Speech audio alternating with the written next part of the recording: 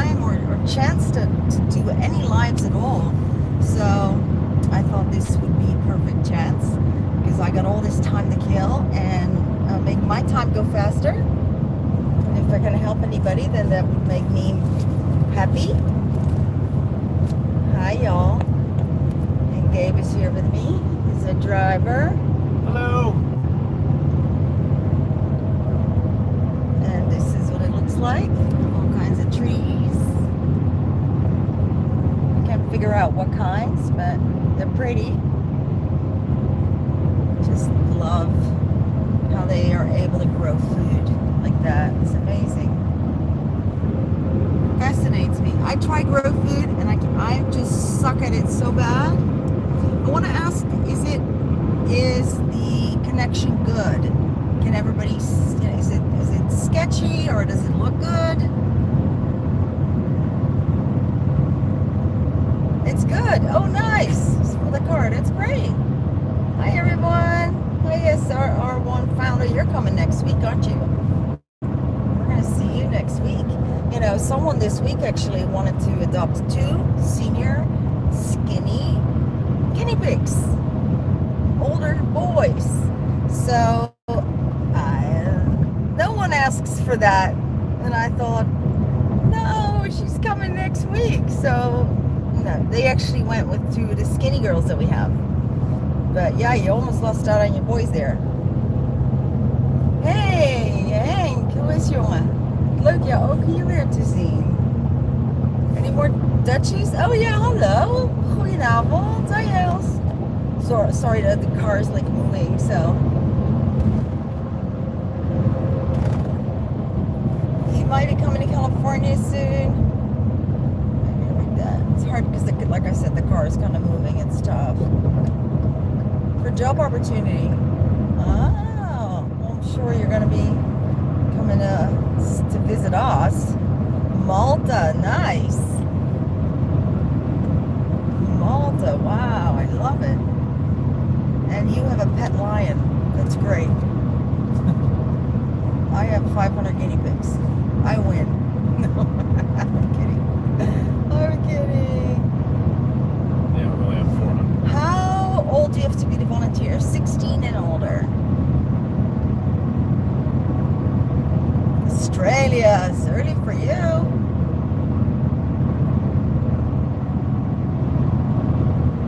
We're going on a rescue. I'm not saying anything.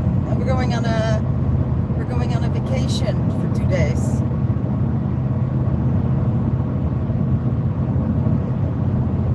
Oh, you started rescuing guinea pigs because of me? Oh, that's so amazing. That's so sweet. So, I can't read your name, good Lord. The light's kind of funky, but you know what I'm going to do? I wanted to do some Zoom sessions, and one of the things that I wanted to do was actually, was how to start, the first one ever I want to do is how to start your own guinea pig rescue, because there's so many people asking me the question, and that is a question, must be so annoying, and the things that goes up and down. How do I stabilize it, Gaby? Hold is what's doing it. Hold it with your hand. Hold it with my hand. Hold the phone with my hand. Don't put it on your take this off. This Okay. was bouncing. Okay. All right. Anyway, so yeah, that's because starting a rescue is like starting a business. It's super involved. It's not that easy. So I really wanted to share my experience with how I started up the rescue with everybody. And there aren't enough guinea pig rescues. Gosh, I think we can still count them on 2 hands here in Los Angeles. Like, Europe has so many more.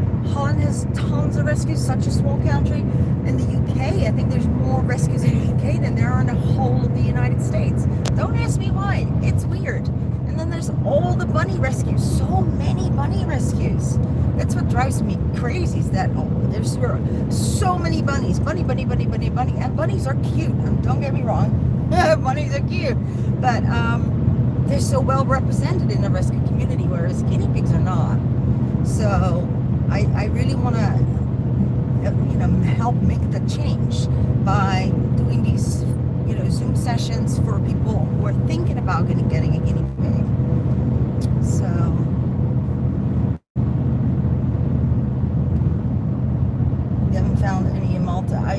I'd be very surprised if there would be one in Malta.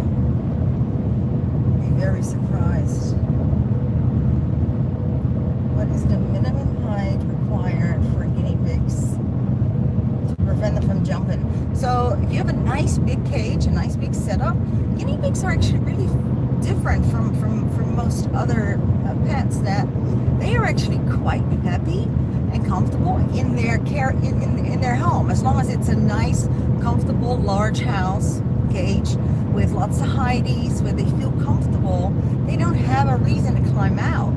You literally can have just like something like this big, and unless they are really adventurous guinea pigs, they stay right there in their little in their cage, because they got everything they need there. So why would they go looking over there? It's a little scary over there. So you don't need to be afraid of that. Though there are jumpers, though. Every now and then we get jumpers. I used to have a jumper that would jump from cage to cage. I'm not kidding you. And it's like, they were all females at that point. And I'm like, I had to look and see which cage she was in. But generally they don't do that. She was doing it because she just was a very funny guinea pig with lots of personality. But generally they don't. But if you have a pig that is being bullied and chased, that can also cause them to kind of jump out. But I gotta ask, because the road is really not a very good road. Is all the bouncing, is that bothering you? Because it's bothering me. I don't know if that bothers the viewer or not. And then someone asked me a question.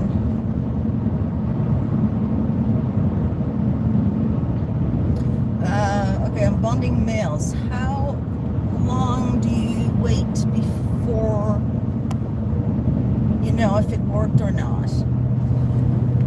Bonding sessions here with us, when I'm doing them, they usually don't take more than 30 minutes, because in 30 minutes I should have been able to already figure out whether or not they have a chance, okay? Because that's what we can never guarantee that, it's gonna stick, it's gonna be a bond.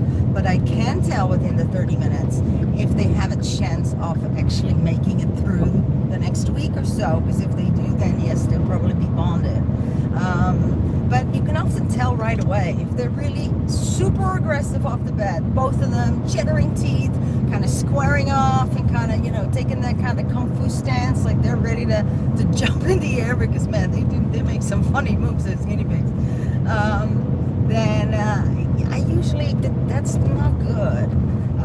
But if they are very interested in each other and they start sniffing and they start like sniffing each other and going around circles because they're trying to sniff each other's butt both at the same time, and they're chattering, but they're not teeth, talking, but not teeth chattering, because teeth chattering, that is aggressive, so we don't want to hear that, okay? So if they're just doing that and they're really busy humping each other, because that's another thing, and I always say that is the handshake of guinea pigs. If they don't do the humping, it's almost like it's impolite and they can't move on to the next stage. So, but yeah, it shouldn't take that much longer. And then when you get home, you shouldn't expect them to start fighting. You should expect them to do more of the same when we just put them together at the rescue. Who's driving? Not me. No, I'm not driving. Can you imagine? I'm doing this talk and I'm driving at the same time. That wouldn't be good. Wow, we got 100 people. That's amazing. Ooh, it's like the, what do you call it? Roller coaster? Yeah, roller coaster or something.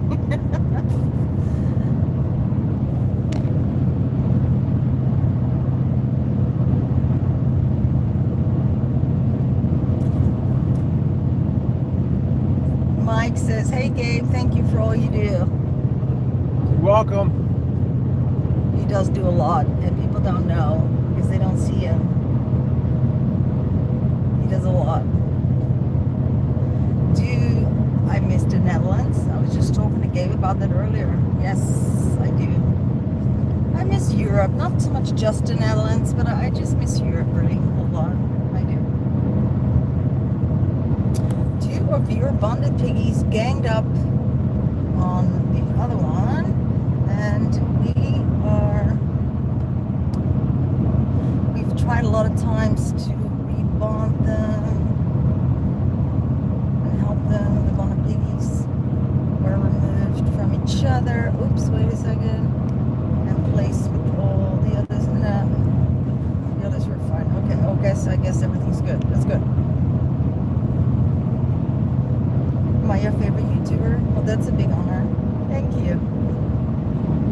Thank you. Did y'all see the video I posted last night?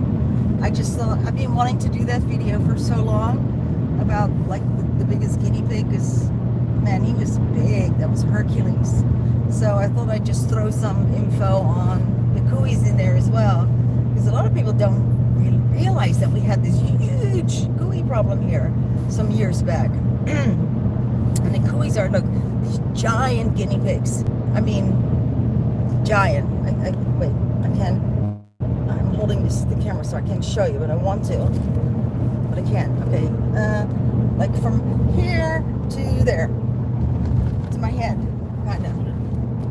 Okay. Thanks, Gabe. This big. This big. Thank you. They were huge. And we had so many of them. At one point I had like 75, a big group of 75. So anyway.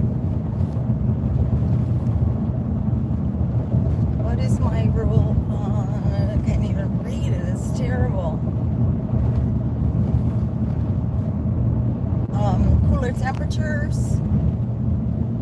Guinea pigs do much better in cool weather than they do in hot weather.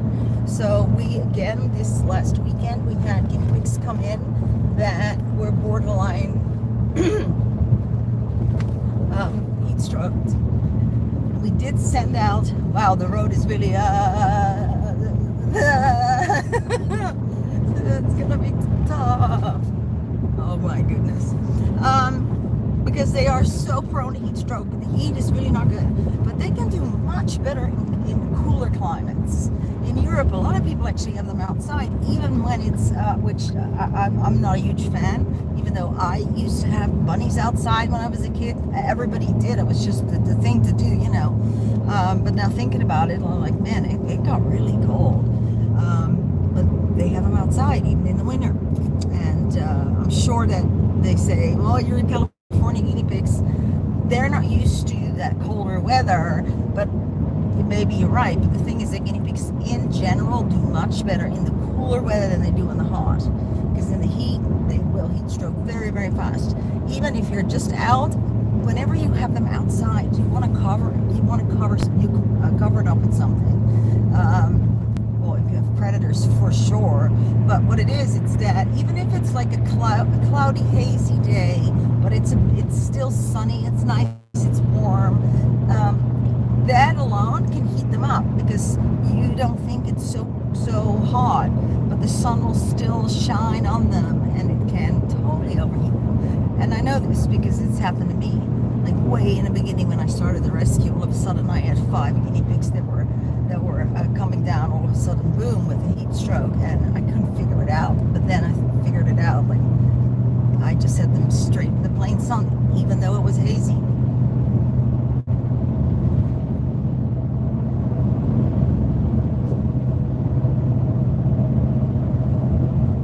Well, it's a cultural thing. You're saying putting guinea pigs outside is cruel. It's a cultural thing.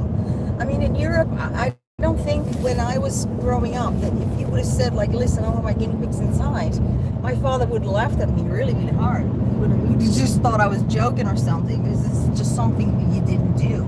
Animals lived outside, you know? And it's only now, thankfully, that we're all just starting to think more and more about, you know, animals, how they should be treated, that they do, that they're sentient beings, they do have rights and feelings, and you know, they feel pain, and they do think, and yes, they do go to heaven when they pass away.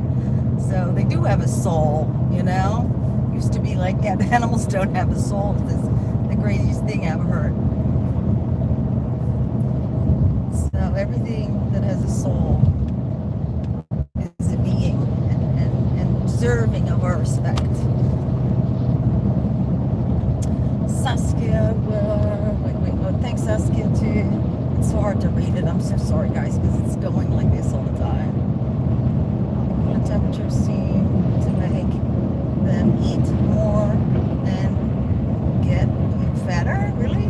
I don't know. I don't know, because it's never really cool in California, so I wouldn't be able to tell you. Good morning, Australia. Hello. Love that you're such an international group of people that love guinea pigs.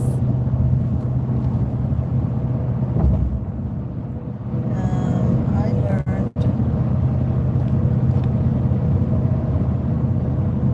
now it's becoming blurry.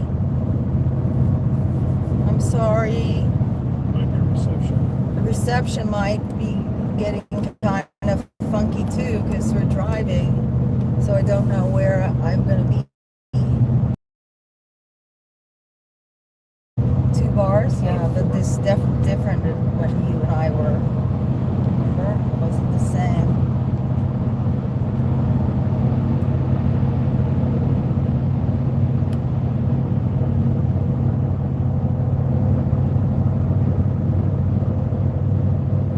Oh, this is much nicer road. Road trip is for, you know, the kind of vacation, kind of. But we'll be back soon.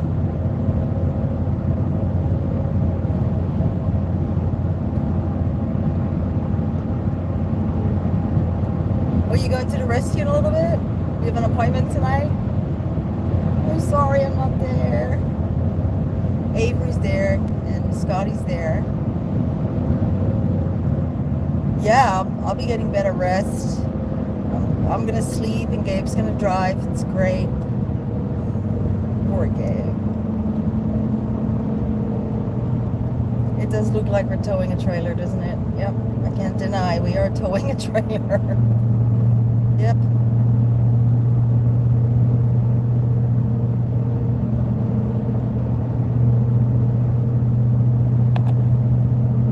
Used to live in Hawaii and had an outside cage for them to eat grass for an hour or so. Yeah. Do I know anything about when guinea pigs chirp? Very loud like a bird. Not the usual week. Yeah, I have a few videos actually. I managed to catch a few in action. And one of the videos is very interesting because it is actually so clear because it happened to a guinea pig that was outside. A very tame guinea pig. She was outside to meet a new friend and she started chirping, and normally you never hear that. It's always at nighttime. It's hard to figure out which one is doing it if you have a bunch, and it's dark. And this one did it during the day, outside, full daylight, and I was just able to get close up after close up of her chirping. It's amazing. So you should go and see that video. But nobody knows why they do it. I've been thinking about it, and nothing really makes sense. It really doesn't. It's so interesting. They don't do it because they're in distress. Because most of the pigs that I see that start to chirp are definitely not in distress, you know. And that one particular one I just mentioned, she definitely wasn't in distress. So we have no idea. I always like to say it's the mothership. They're talking to the mothership or something.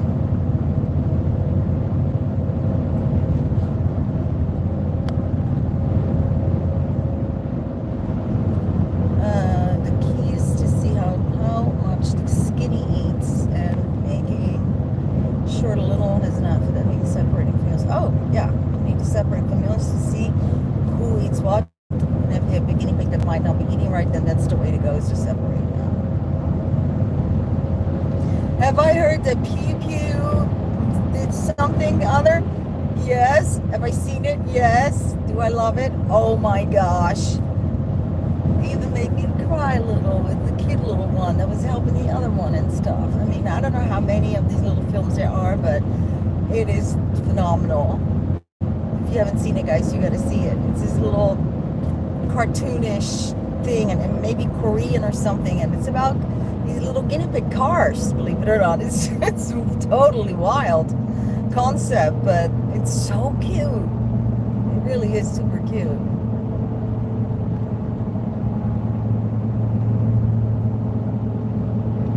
You have a little one that's scared of you still, and oopsie, and I have an older guinea pig that the little one, she stains and they always snuggle. Okay, so yeah, it's I want to do some more videos and talking about the taming aspect of guinea pig ownership, because it's not so fun if you have a guinea pig that's scared of you, right? And it's not fun for the guinea pig to be scared.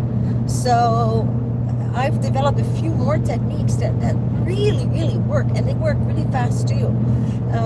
And it's about confronting the guinea pig, but very gently, with the thing that they are most scared of, which is your hand, which is you. And they will soon learn that you're not as bad as they thought they were. I had one today, this Saturday, that when I pulled her out, and I did not film it, and I thought, man, I wish I was already live, because that would have been a great little piece of footage. She was so scared that I had a hard time holding her, and she was just a regular sized guinea pig, but I was having a hard time keeping her in my hands. And again and again and again, she tried to run away, escape. She was almost like a cooey. Cooeys would just launch themselves in the air just to try and get away from you, like hurt themselves, almost want to commit suicide, because they so did not want to be near you. And so she was kind of like that. I'm like, oh my gosh, really, really scared. And what I started doing with her was just on the table, where when I finally had her calm down a little bit, I just scratched her on the head. And I'm learning how that impact is so amazing and instant in a guinea pig's brain. So I just touched her little head like this, and then I brought my hand away. Now, this is not when you're holding them. This is different. So they want to feel that they have the ability to run away, that they're not being held, but they will willingly stand still for you, and that is when you work with them. So I did again. I scratched her little head, and then I put my hand away, and then I started petting her a little bit. But you have to really read your piggy. If they're like super scared, don't push it. You want to just stay, and little steps. But within 10 minutes, you can come extraordinarily far. And in the end of it, I was actually able to pet her all the way without her flinching, because they do this flinch, right? The muscles tense up and they're all scared. So I was just able to, and if I felt her tense up, I go back to the front. And then part of that is also to take your hand away, because that is what teaches them, wow, the hand's not there, but I'm still alive. So that was actually quite nice, that little scratch she gave me there. And then go back and give her a little scratch. Now, I did it on the table, which no one should do it on a table, because it's so easy for a guinea pig just to run off the table. So don't do it on the table. And then what I started doing was I picked her up, because there was another one. Picking her up, she tensed up like this. So I just very gently, and the other key is to taming your guinea pig is to you stay very calm yourself. You want to breathe and be just super, super calm. It's the same as actually when you're working with horses. I think a lot of the horse training techniques I've come to apply to guinea pig taming. But you want to just be very calm. Don't be scared. You just take a good deep breath and you're breathing even. So your energy is all calm, and that really helps. And then I picked her up, and she'd get all tense, and I put her down. And then I picked her up again, and she'd get all tense, and then I put her down. And by the third time I picked her up, she was like not as tense anymore. And I put her down. And I picked her up, and she was getting very confused at that time. At that point, it's like, what is she doing? And I put her down again. And by the fifth time I picked her up, she was completely, she was relaxed. She had let go of all the tenseness in her body, and she was like a totally relaxed guinea pig. So there are so many things you can do that they learn super fast. And the hand feeding and the waiting for them to come to you. You can wait till they're 5 years old and you still haven't tamed them. It might work for some piggies, but I'm just like something a little faster, where I can see some more immediate results and improve their life immediately, drastically, rather than, having to wait. Maybe they'll come for the food or not. I mean, it's I just like things a little faster. Tomatoes, yes, tomato. Green bits, stalks, no. Just note that some oh, you're answering someone else's. Sores on the mouth. Okay, so let's talk about the sores on the mouth and the sores on the they get from apples, eating apples. So that is actually that is not true. It's a myth. So you'll see some of my cheilitis videos as well. So what people say is if you give them too much apple and acidic fruits and veggies, that will cause those sores they get on the sides in their mouth, on the top of their lips and stuff. And it's caused by the apple, by the tomato. Now that is not true. What causes that, and I've proven that again and again, is actually it's food matter that is stuck in the teeth. One of the recent videos I have, it's a horrible looking thumbnail, and it's not bad actually, it just looks weird, but it's a guinea pig with food stuck on its bottom teeth. And he's got horrendous cheilitis on his top lip, I think. And that's because there's food there. So whenever you will find a guinea pig that has those crusts, it's because there's food stuck, either way in the bottom here, in the bottom tooth, or on the top here, and it tends to get stuck in between the gum lines. So you really have to kind of get a Q-tip and move it. And once they are prone to that, once that happens, it usually keeps happening, and it happens to older animals a lot. So now when they've come to that point, I don't think you want to give them acidic foods, because that might just the wounds on the side and their mouths, it's not very comfortable. But as a rule, I mean, if a guinea pig, I have guinea pigs that love to eat tomatoes so much that they get it every day. And not only that, but I'll just give them however much they want.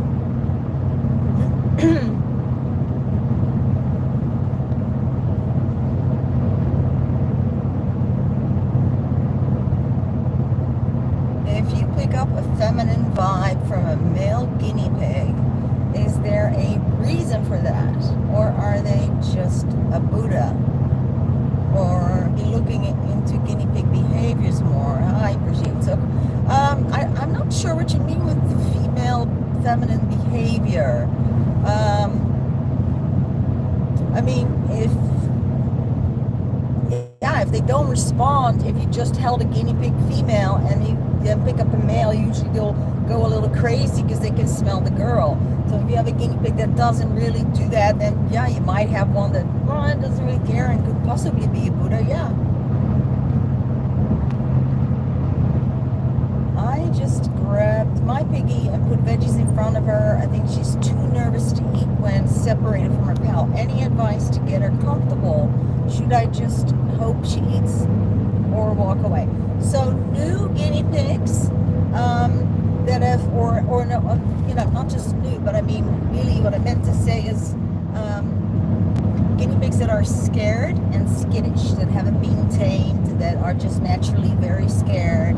They will, for one, they won't eat from your hand when you try and feed them because they're just too scared. It's like almost like they're they gotta stay alert, and if they're eating, they're not alert, so they won't eat when you're holding them. They won't eat when you're in the room with them. The Kuis used to be like that.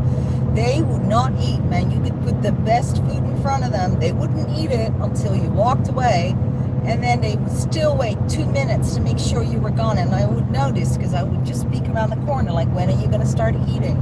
And it takes a while, but yeah, as soon as you're gone, they're eating, they're drinking, they're being completely normal guinea pigs. It's because you're in the room. And it's those particular guinea pigs that you want to start working with. You want to get them to really, get over the fear, because you will really enjoy your guinea pig so much more. And more importantly, that guinea pig life will improve so much. I need a little water, I think. I need a little water here. Sorry, guys. Sorry.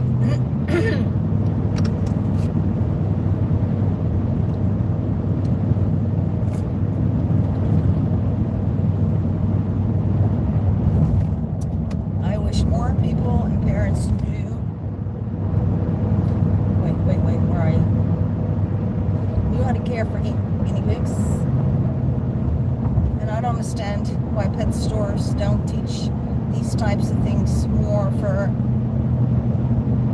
all their small critters. It is very sad, and there is an enormous room for improvement. You know, I'm working on several bigger campaigns that they will happen. I get distracted a lot with things and the day-to-day at the rescue, but that's not really why I started the rescue. I mean, of course I want to rescue and help our local guinea pigs, but I want to do more stuff. I want to educate. I want to be more on the forefront of change as well, and be that spokesperson, which I will be. There's some campaigns that I'm working on, and a few of them are targeting the big name pet stores actually. So yeah, there's a lot of stuff that needs to change. There's a lot.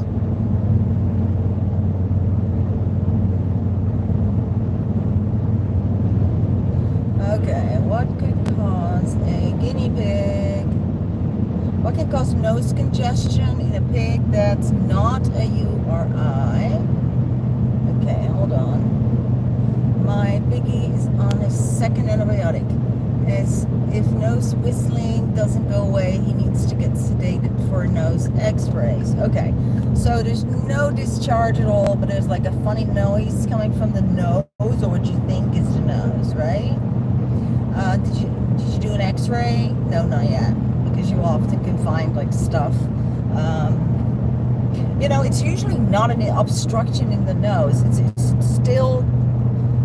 usually still something to do with the upper respiratory and the respiratory system, and the nose, the throat, and the ears. So ask your vet to do a whole head x-ray that shows the bulla as well. And I've got a video that you should watch, and it's called "Does Your Guinea Pig Have a Chronic Cold?" So go watch that, because it has some interesting information and some x-rays to show you as well. My guinea pig will not let me cut her nails. She screams when you try. Yeah, I know. I picked up a guinea pig this weekend, and they said, the owners were talking to her, and they're like, "Oh my God, did you see that? He just like lets her do it." It's confidence picking them up. It's the fact that I've been doing it for so long, and it's the way you hold them, I think, is the biggest trick here. So I have tons of videos on that, and how you hold them makes all the difference for you and the guinea pig. It feels more comfortable. So you should take a look at them. Take a look at those. How can a guinea pig is ringworm? Because one of my guinea pigs has no hair at the bottom of her ears, and they are kind of big. Okay, now when you say the bottom of her ears, is it like the area right behind the ears? Because they don't have any hair there actually on both sides. A lot of people don't know that, and there's no hair. Now, when it's ringworm, it is also usually accompanied not just by hair loss, but by a flaky white skin as well. So if the skin is flaky, then you know there's something else going on. Where's the regulars? No one's here because no one knew I'm doing this. I'm sneaking one. I'm sneaking a quick live. Nobody knows. Can guinea pigs suffer from allergies? I'm sure they can. I just don't see it very often. And I think a lot of times guinea pigs it's an easy diagnosis. Oh, your guinea pig has allergies. The upper respiratory infection's not clearing up. Well then, and the antibiotics didn't work. Well then it must be allergies. So I hear that a lot. When in fact, and here I go again about the bulla. The bulla is it's part of the middle ear. Okay, some of you may have heard me talk about this a million times already, and some of you this is your first time. But I started doing this research, and what I found has been quite amazing and life-changing. So a a guinea pig with allergies, I would imagine that you're talking about a guinea pig that is not responding to antibiotics. That's often when they get, diagnosed with allergy, because why else are they not responding to the antibiotics? It must be an allergy, because they should have responded to the antibiotics, right? So what you want to do is you want to do a head x-ray on your guinea pig, and I've found that this is the cause of a lot of trouble in guinea pigs. What they get is if they have like a chronic upper respiratory infection, it's not going away, or they have like a leaky eye, or just one leaky nostril, and nothing is responding to antibiotics, they could suffer from a calcified bulla. Now the bulla are like small areas inside the middle ear that can get infected by bacteria. And I've done lots of labs and cultures where we've tried to figure out, pinpoint any particular bacteria, but it seems to be whatever opportunistic bacteria can get in there, and they'll do it. So what happens is that I think these things start with a low-grade infection that is not getting fixed. Like most of the pet store guinea pigs are sick. I did another 3 testimonials this weekend on people that came with their guinea pigs that they just purchased that are sick, because I can't say they all are, because they're not, but a huge percentage of them are. So those guinea pigs they sneeze every now and then, and the owners think, well, maybe it's the hay, or it's dusty environment, or just something that's irritating the guinea pig's nose, and they don't get treated for it. So, and it's interesting because those little sneezes are often dry sneezes. I call them dry sneezes. I used to always find that fascinating, that you didn't really hear anything in the lungs either. It was just up here, these little dry sneeze, no discharge, nothing. But one round of antibiotics, poof, gone, and they're really fast. That's why I love catching it when they're babies.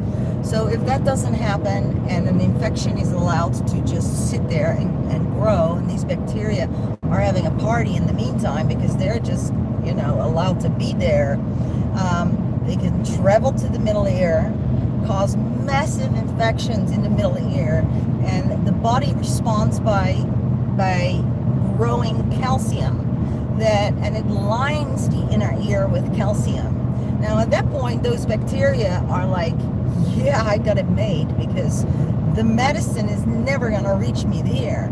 So, and since all this is connected, it is a never-ending cycle. You can give them maybe some antibiotics, they may respond to it for, let's say, a week or a week and a half, and I hear that a lot as well. Gave him antibiotics again and again, and it works for a little while, and then it comes back. And that's because these bacteria are stuck in the middle ear, and they are not going anywhere.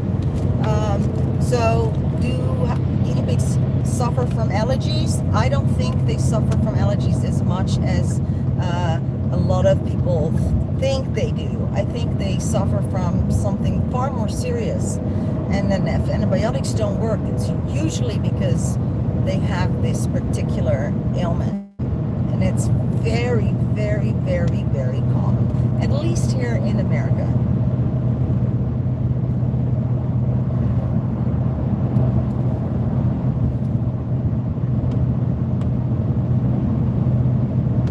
Sorry, that was a long one. I'm just trying to catch up with your questions there. That you just got me there with the allergy question, because that's a good one. It's has everything to do with what I just explained.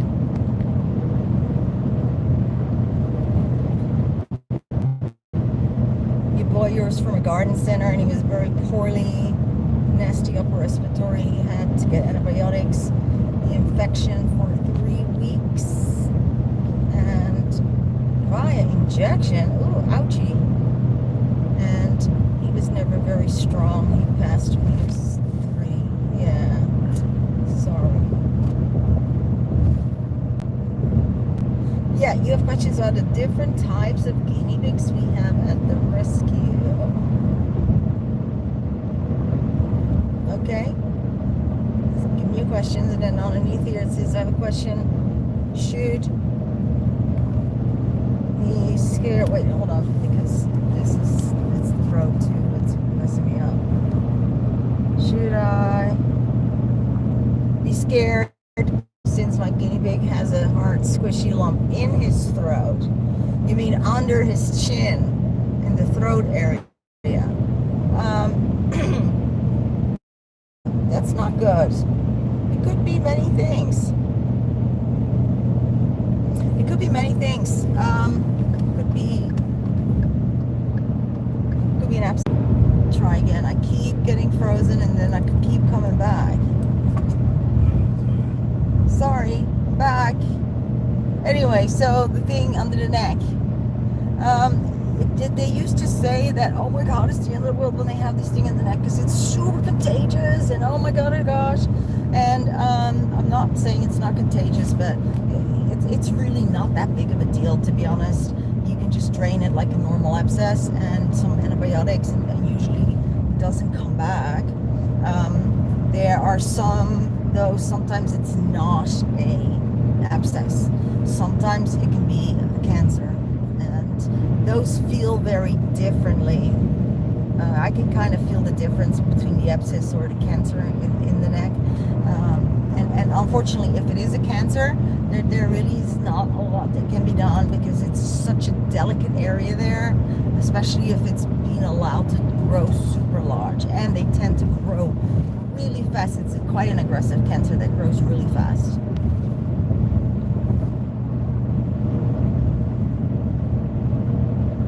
There's no rescues willing to take in surrenders. I'll just keep the fosters because some of the rescues here are full and some of them are recommending they are sketchy. Oh gosh, yeah, everyone is always full. I just don't know any rescue, an established rescue that ever has space for anything. It doesn't happen. There is such a huge need that the day that rescues start having space and say, oh yeah, we got space, it's probably when they should, then we know we've done a great job because we're not needed. Neutered boars. We have one neutered male at the rescue, and he is a sweetheart. Oh my goodness, he's a darling. He has a het-tail. So the het-tail pig is blind and he's deaf. And what that is actually the whole thing I just described. That is what he has. He has calcified bulla on both sides. And with some guinea pigs, it can turn into they can become extreme special needs pigs from having calcified bulla. So he is one of them. Like one of his eyes doesn't blink. It's just he shows every sign.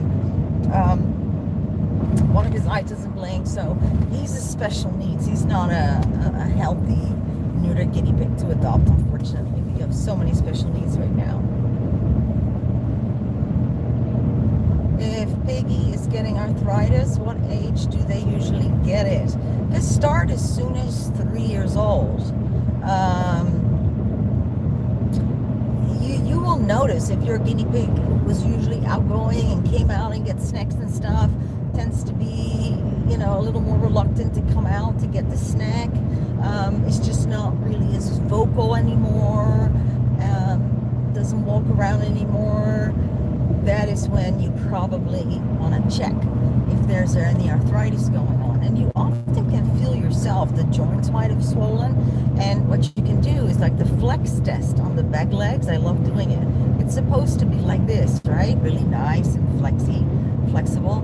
And there's some guinea pigs, especially really old ones, that it's fused. They cannot make this anymore. They can't do it. So it's fused. So what happens is when they walk, they actually hop. They hop.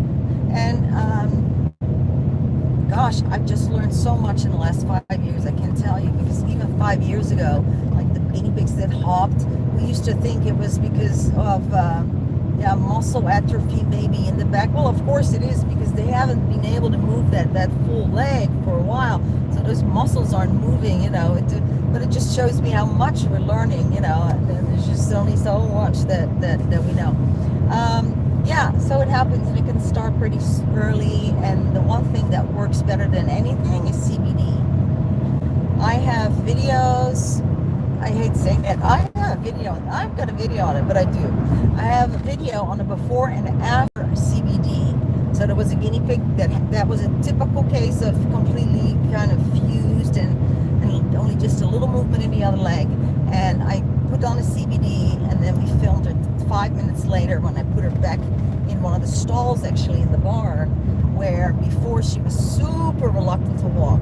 She actually started running and racing around. Not only that, but she started kicking all the other pigs out of the houses, and she was like 5 months again. I couldn't believe it. I was blown away. And I thought, man, that's the first time I tried it. And I thought, okay, I got to do this on another pig, because this might just be a fluke. But it wasn't. It actually is that good. And for some reason, guinea pigs really respond well to this stuff. So, yeah. Would I recommend doing mites preventive? Wait a second, I'm going up and down. As it increases their resilience to the medication. Okay.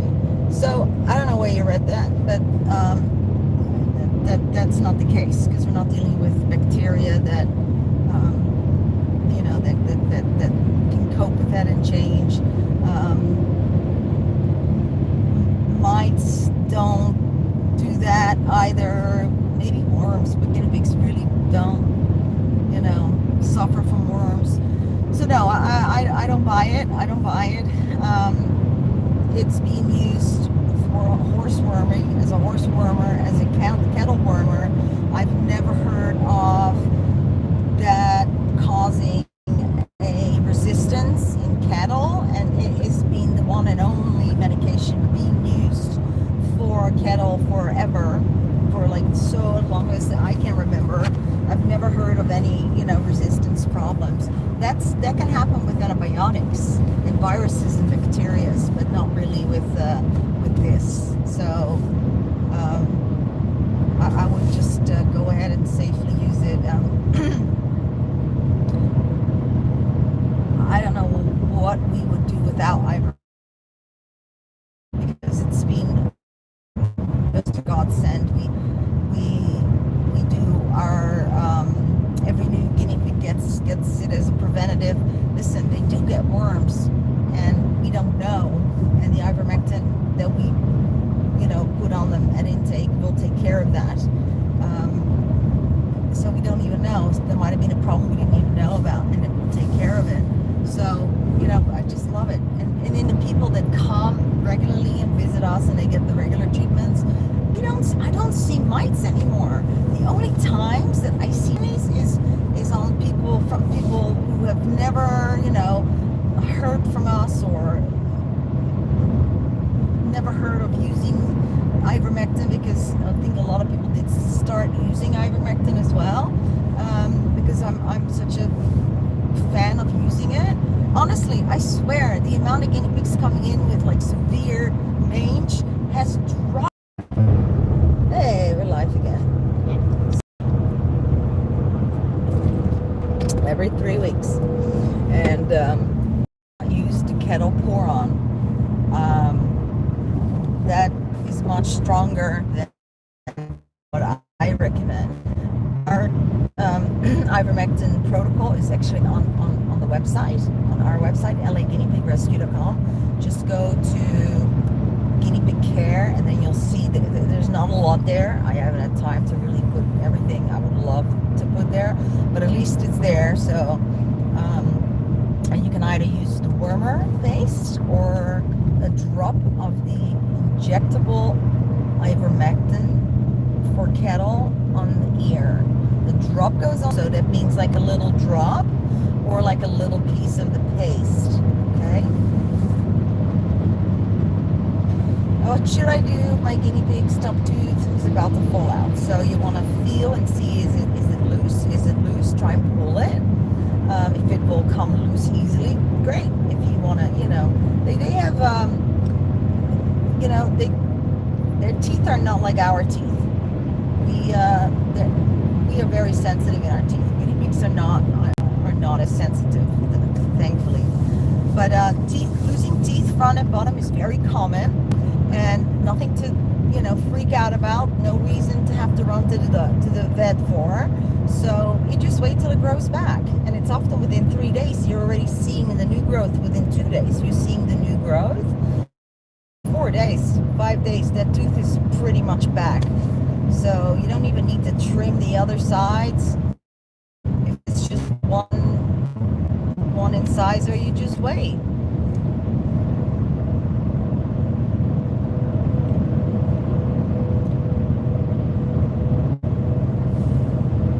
Okay, you've been doing the wellness checks and doing great, but you're having a hard time cleaning, doing a weenie cleaning. Okay.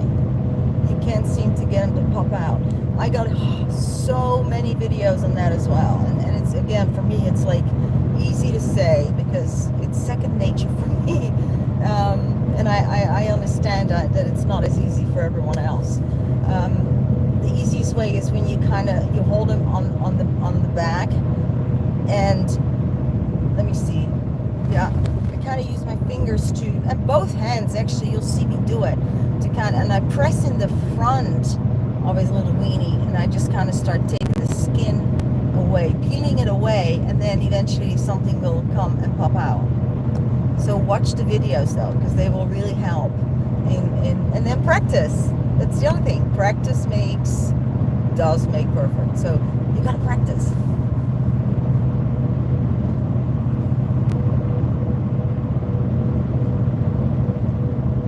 Hey Rosemary. Oh, thank you. That's so sweet. I'm really happy. That makes me happy to read that.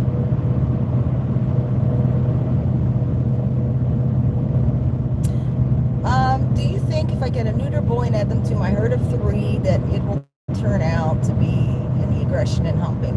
Yeah, I probably think it will, but it's not going to last for very long. Oftentimes you'll have a more aggressive female who has a problem with the neutered male.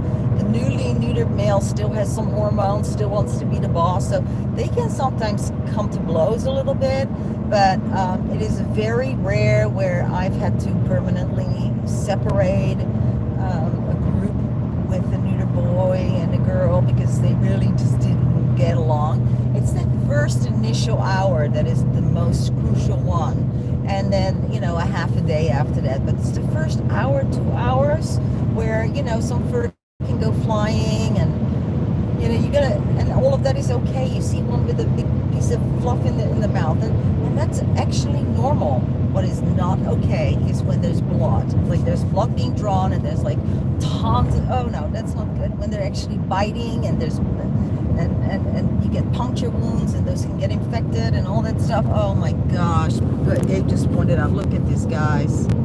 This is what my heart bleeds when I see this. This is what it looks like, and it smells so bad here. We don't even, you smell it? We don't even have the window open. I smell this, okay? These poor cows. There's millions of them.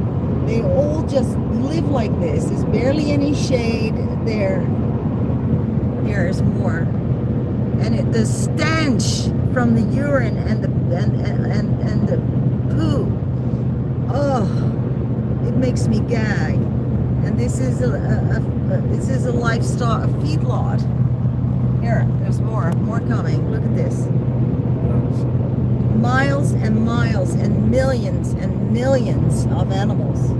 Now this might look nice. Oh, happy cows come from California, right? Well, no, they don't. These are not happy cows. They're not in a nice green grass. They get fed some high diet that makes them grow fast, and in the end, it's not nice. I'm sorry.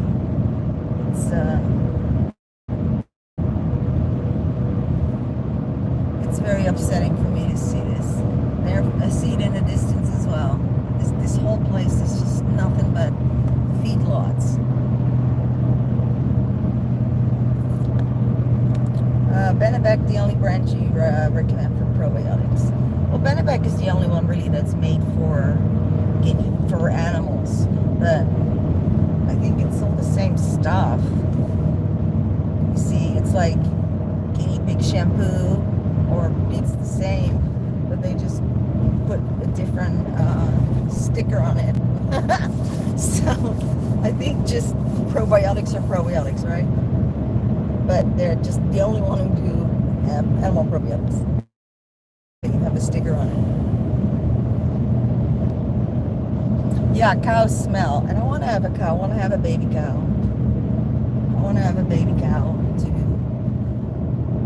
I want, and a big cow. I mean, babies don't stay babies, of course, but I want people to meet the cows. I want people to come and meet, because people, the amount of, we're so disconnected from the food chain, from nature, that so many people have never met a cow, or the pigs, like one of, Pepe at the ranch, the big guy. They've never met a real farm animal. Never. And it makes, it's a profound, I love it. I watch people kind of touching Pepe, and it's just like, it does something to your heart to meet an animal like that. So beautiful, so big, and almost majestic, really, the way he is. And the next time they're having a pork chop, they're gonna think differently about the food on the plate. I just know it once you've met that animal and looked in the eye. Cows are the most gentlest, sweetest creatures, And I mean, it makes me cry to think about it's a baby. I don't see the difference between a guinea pig baby or a cow baby. They're all the same to me. I know this is not a vegan YouTube channel, but it's just a really big part of my life, and the reason that I do what I do, because I love so much all animals, but I just picked the one species to really get to know the best.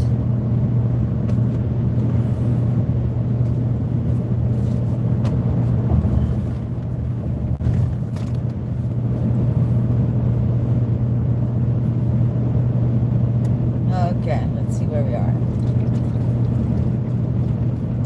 Yeah, I answered that about the tooth.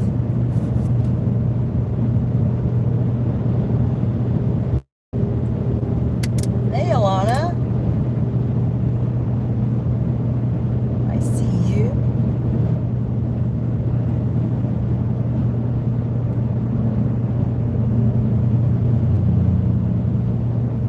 Just going back a little bit there.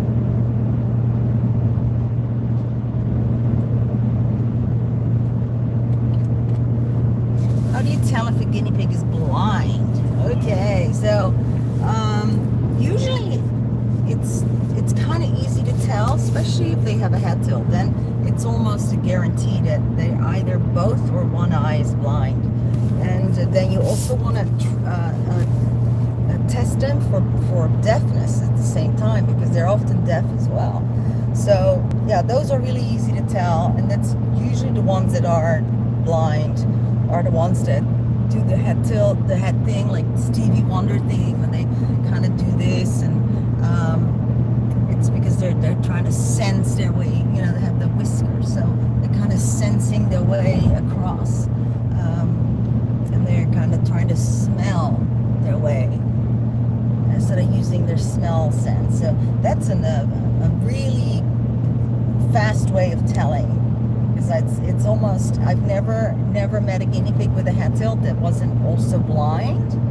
So that, but I have a playlist on blind piggies, I think. So you can check, and then one of those I do like a little test, or a test to see if a piggy is blind. But they do amazing. Hi, Grace. first Q&A. Aw. Well, you're lucky. This one wasn't planned. It wasn't planned. Like I'm on a bit of a road trip, so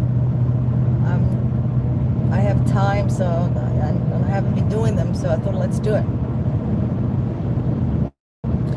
Guinea pigs can live, on average, 6 to 8 years old. I should maybe say 5 to 8. I've known a guinea pig that lived 10 years old, but that's very unusual, unfortunately. But with good care, they can definitely live quite long.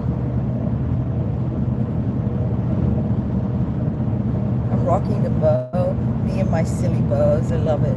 You know why I put these things? So I don't have to worry about my hair. I love wearing hair bands because I don't even have to brush my hair. I just stick one of these things on my head.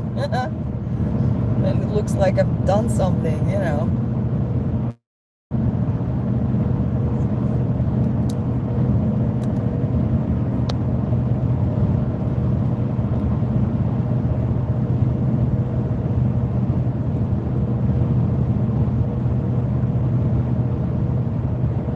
Do we still have Kadisha the blind guinea pig? You made a video on? No, we don't. We are pretty good in kind of finding pigs a home really pretty fast. Though some of the special needs, you know, you'll see their names come back. But even they eventually will, you know, find their special person. Your 3-year-old female has bad hair loss for a while, but it has gotten worse in the past week, and she's been losing weight. Hi, Bill. So where is she losing the hair? Is it all over? Is it just on the sides? Is she itchy?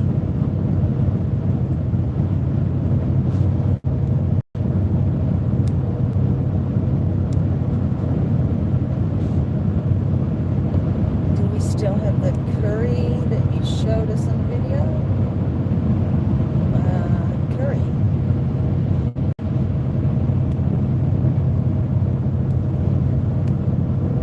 Besides guinea pigs, what other beings do I find almost as interesting?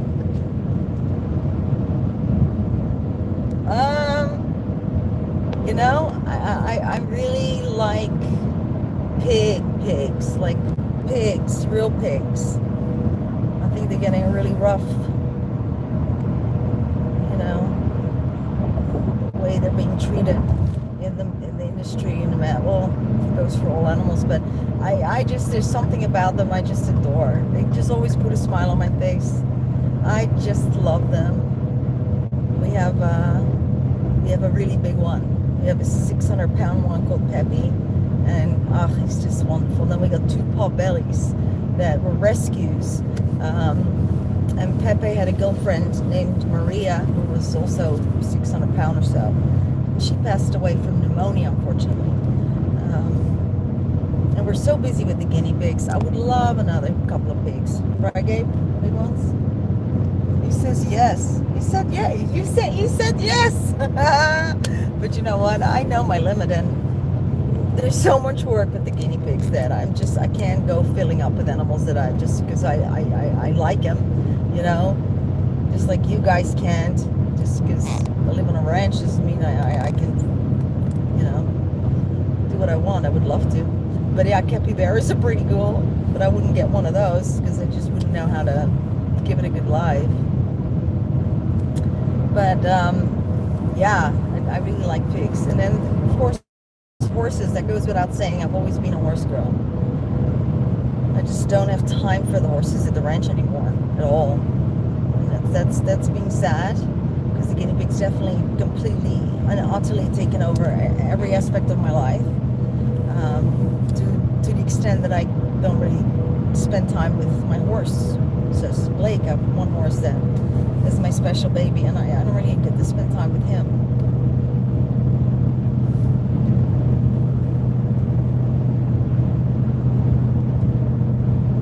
Yeah, so you own more guinea pigs, you don't have space. I know.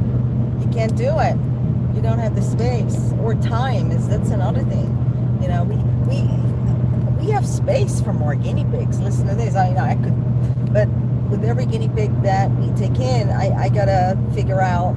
You know, there's got to be someone who has to feed it, someone who has to make sure if it's sick. You know, and if you get another 100, then you probably need to hire another person to take care of them to do it right. And that's the thing. Space is only that part of it, right? It's like everything else, and the finances too.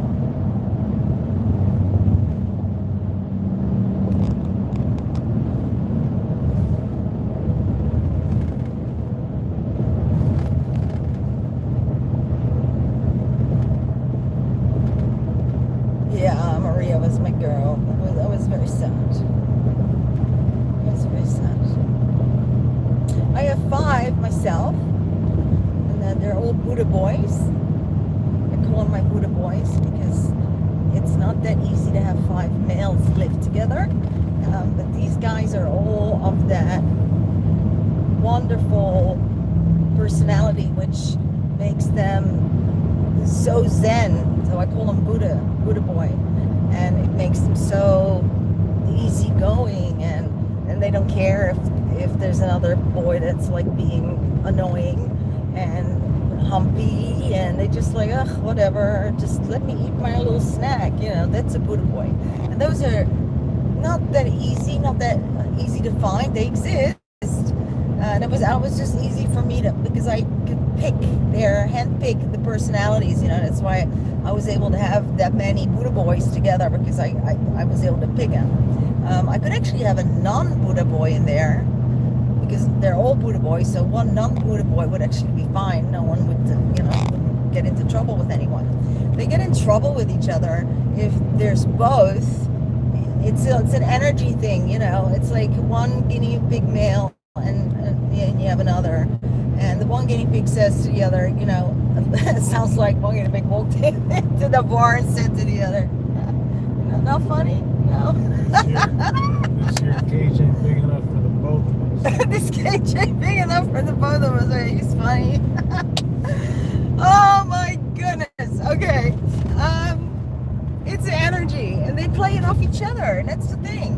So you put 2 boys together, and one boy walks up to the other and starts like, you know, pushing him, or just like, hey, hi, what's your name? And the other one says, none of your business. And then it's that a little exchange that they're having, and I don't know what they're saying, but it's all energy that's projected, right? It's thrown at each other. So it escalates. So I don't like you, or I really don't like you. Okay, well, I don't like you more, you know, and it's just escalating energy. And with the Buddha boy, that energy doesn't escalate. It stays exactly there, or it gets bounced back to the other guinea pig, because the Buddha boy says, well, I couldn't care about whatever you say to me, you know, I just want to eat my food.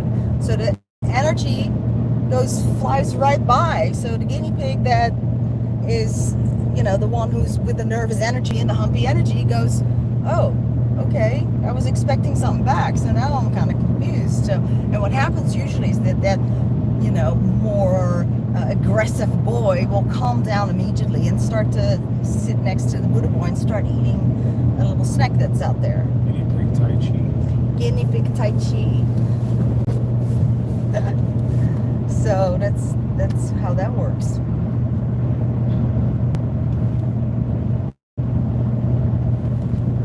Okay, I'm way behind. You guys are all like out there, and I'm still up there. Whoa, the road is like, woohoo. See, this is where hay is made. Whoa. Oh, ouch, that hurt my knee. Yeah, look, there's hay there. Looks like, what does it look like? No, that's not hay. That's like big tumbleweeds or something. Yeah, no, that's definitely not hay.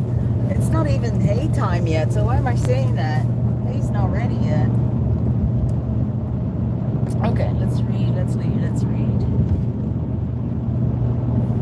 What am I missing? Oh no, what am I missing?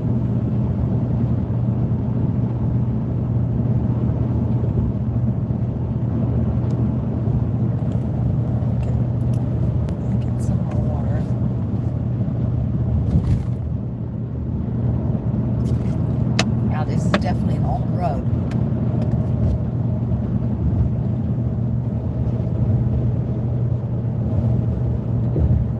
Hey, Jen. Ankle is better. You know why? CBD. I'm telling you. It's slathered in CBD. And then that's what happens. No bruises, no nothing, no swelling. Goes away. It's amazing. It really is.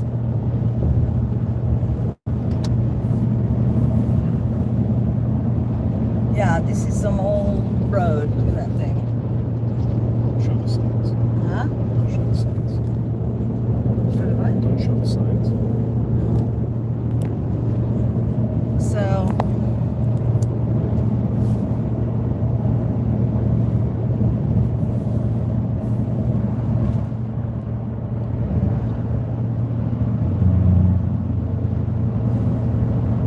how often apply CBD to the earlobes? Okay, so CBD, I Slow think. down on I-580 West and one on you.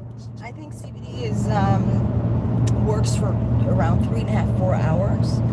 So you can reapply it then, and you want to apply it on the ear or in both sides of the ear. I usually take a little bit between my fingers, and I'll just do it in both ears. But the nice thing about CBD is that you cannot overdose on it. And I remember when I started using it, like, oh my God, what if I use too much? What is going to happen? But you can just like have a bath in it and stuff, and you're not going to overdose on it. So you don't want to use too much because it's just, wasting your money, because it's not going to do more other than cost you more. Yes, you can definitely put it, exactly. If your guinea pig has an arthritic back legs. Forgot to say that while I was talking about it. Yeah, you can put it on the ears and it will get absorbed by the veins and it spreads throughout the system. But you can completely and utterly take it and really rub it onto the actual foot that is ouchy. I do that all the time, and I don't know why I don't mention it, but I do it all the time. When there's like a guinea pig at a surgery and it has stitches, I will like put CBD around it all the time because it will really minimize the swelling and it will promote healing. It's amazing. Hey, Goose bit me, okay? He was in a really bad mood. I don't know why, but he just nailed me, and it was right here in a soft kind of, part of your arm. I'm like, anyway, I won't repeat what I told him, but I got some CBD and immediately I put it on. I put it on every like half hour, then every hour, then I went to bed, and in the morning, I swear it was just this little teeny little thing. Now, if that bite was this big, okay, that should have been black and blue, and it wasn't, and I can only attribute that to the CBD. Yeah, weed whacker, demon goose. What did we used to call him, Gabe? Satan. Oh my gosh, took a long time for him to be nice to me. It kind of did, and I raised him, but he became really aggressive when he was a teenager. And I went away for a couple of weeks, and it's like he totally forgot who I was when I came back, and he was like biting me like, dude. He was like this little fluffy, little yellow fluffy thing. So I love him so much. But yeah, that was not nice. He bit me. But it wasn't like bite. If he really wants to bite hard, man, you will, even 6 months down the line, it will still hurt. So we called him Satan because he was so over life again. Because there was weed whacker. What? Crazy.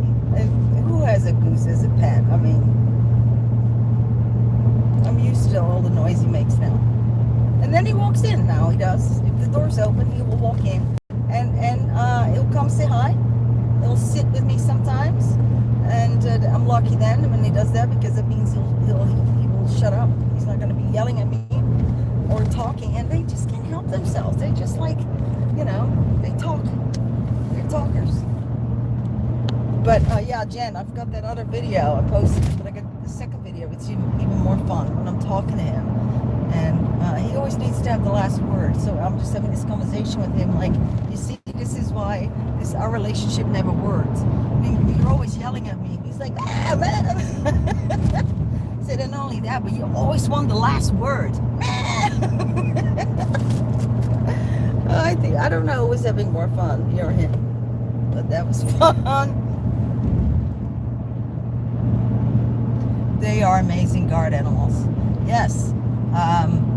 He will let me know if there's anything skulking about that is not good for the chickens, because he lives with the chickens. So one night, because at night I always close the chicken coop. Hear their little scratches on the bark. I'm like, wait, there's something in the tree. It's a huge pine tree. Sure enough, there were 3 raccoons in the tree chasing buttons there. So I'm actually very happy whenever there's new people that he doesn't know, or even when he does know, actually, he will just go off. So I can always tell, though, a little different when there's strangers. He will sound different. So it's a good feeling to have him. He will tell me when there's visitors. I can be all the way in the back of the ranch, and I'm expecting someone. I don't worry. I just go, and I know that the goose will tell me when they're here.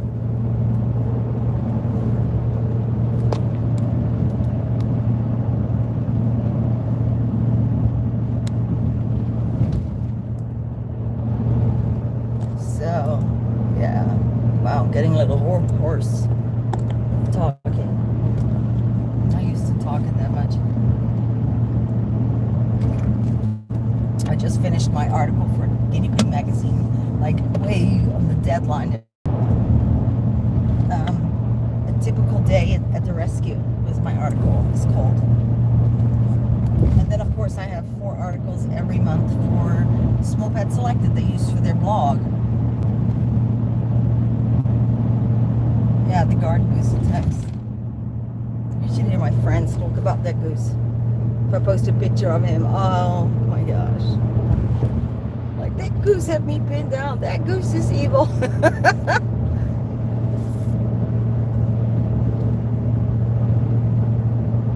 Yeah, Guinea Pig magazine is lovely.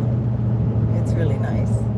And it's become more international because there's, well, I think there's only one Guinea Pig magazine. You know, there might be more, but this is the only one that really focuses on rescue. The only one. I think there might be other magazines, Guinea Pig magazines, but they're all from the breeder standpoint. And it's different, though. It's different. The priorities are different with the, you know, the breeders that go to the shows. They don't talk about the same things we do. What they think is important, we don't necessarily find that very, you know, either interesting or important. So it's nice to have a magazine that comes from the rescue angle and supports rescue, because the articles are going to be different. Everything's different. Better.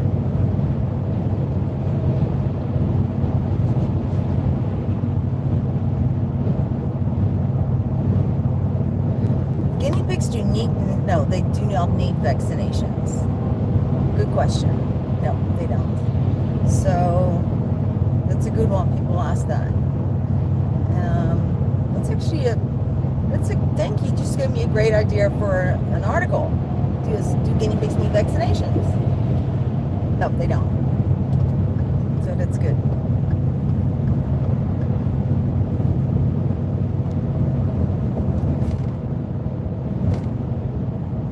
It does come from the UK, but they've been thinking of maybe actually printing some here in the US as well, so it can be shipped directly from the US, so you'll have it faster.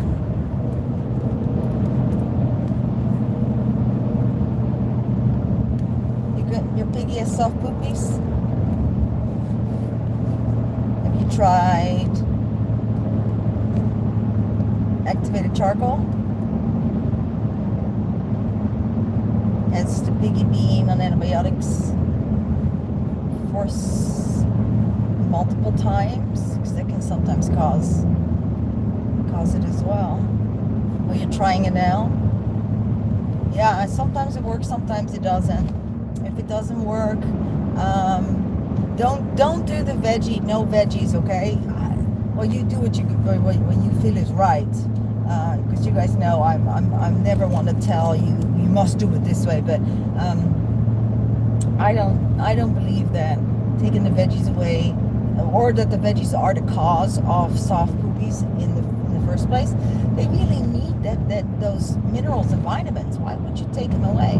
Especially if your piggy might not be feeling good already because it's got soft poopies. Who knows what's going on? And then you're taking away such a huge part of their diet that I don't think that's a good thing. So I never do. Honestly, don't think it's it makes a difference. It usually doesn't. But the activated charcoal can make a difference. And if that doesn't make a difference and it's still like super, super soft, then it might be worth doing a fecal and a culture. And I will tell you what the difference is. The fecal is where they take a piece of the poop and they put it put it in some watery substance. They do something to it. They stick it under a microscope and they look for specifically for eggs. The egg count of particular parasites, okay, like worms or whatever. They look for the egg count. It's all microscopic, but if they are going to culture it, that means that they are going to be looking for bacteria, growing bacteria, because that can also do some damage. They can have, gosh, what's the one that is quite common? Why can't I not think of it? It's just so embarrassing. Georgia is one of them.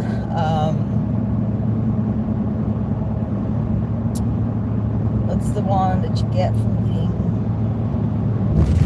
like the romaine lettuce that was recently this outbreak? What is it called? You didn't even listen, or you weren't even listening. Anyway, there's a whole host, and I don't know why I can't think of them now, of bacteria that can cause them to have soft poop. And salmonella, thank you, Jen. And there's more. There's a lot more, and you can only find those by doing a culture, not a fecal test. So, call coccidia, thank you. So those E. coli, yep, there we go. You guys know better than me. Hysteria, yes, good, great. I'm really, well and truly embarrassed now. The lab culture will only see those. Yeah, that's what that's for. So I don't think people do them enough. I think they just live with the soft poop, and that can be very contagious.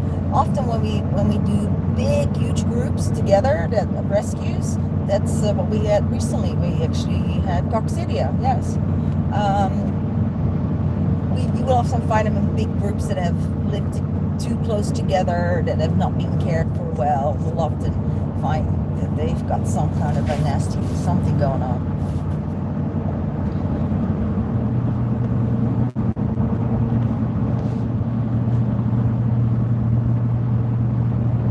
Watery veggies, should you cut out watery veggies? No, you're just going to dehydrate your piggy. No, don't cut out anything at all. And listen, if anything, if they have soft poop, that means that losing liquids, right? Especially diarrhea. If they have diarrhea, the last thing, and they're still eating, the last thing you want to do is take their liquid away, because you're going to just dry them out completely. So when they have really bad diarrhea, sometimes they do subcute liquids as well, just to make sure they stay hydrated. You're welcome.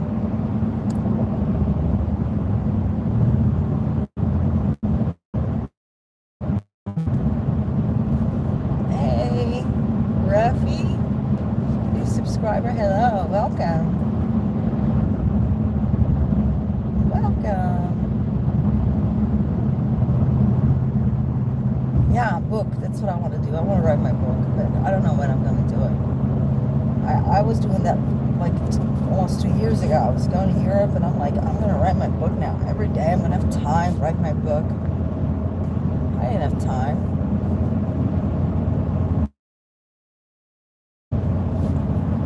Yeah, nice to see someone join our little group here. But I would love to do the book. I would love to, love to.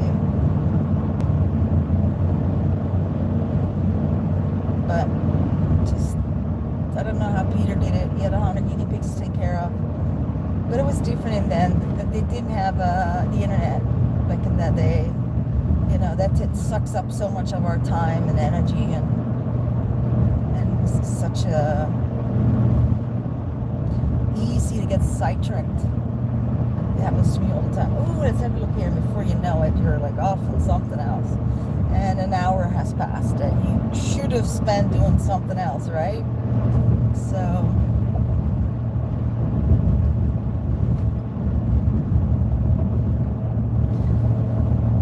I can't, yeah, it's so weird. I don't have a guinea pig with me to show you.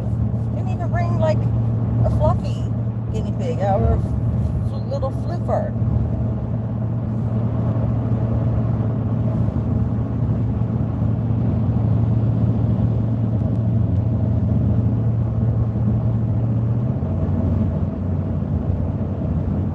Yes, absolutely, you're right. There's a lot of good to the internet.